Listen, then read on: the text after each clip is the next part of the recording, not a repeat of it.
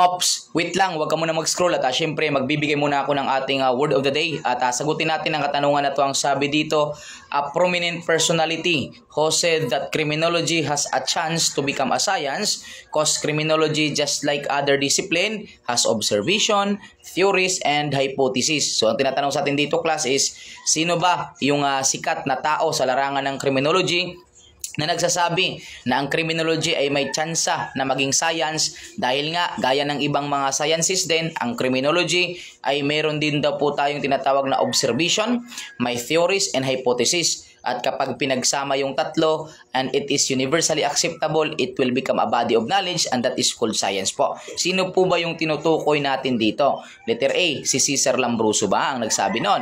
Letter B, Edwin Sutherland. Letter C, Cesar Vicaria. Or letter D, si George Wilker. Okay? Unang-una sa lahat, class, no, ikis na natin si Cesar Lambruso.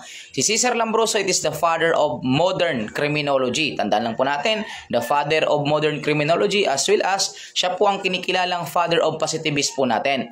Okay, and syempre, ikis na din po yung ating Charlie, which is si Cesar Vicaria. Tandaan natin, class, si Cesar Vicaria is the father of criminology or the father of traditional criminology. Siya din po yung ating father of classical theory natin. Okay, so tandaan lang natin kapag tinatanong sa atin, father of criminology, walang sinabing traditional, walang sinabing modern, sagot po natin Cesar Vicaria. Kasi sasagot lang po tayo ng Cesar Lambruso kapag father of modern criminology. Actually, class, sa board examination natin, malimit na lang yung tao na tinatanong. Pero yung contribution ay maaari. Kaya i-overview lang natin kahit konti para hindi natin malimutan at kung lalabas man, at least maisagot pa din natin ng tama.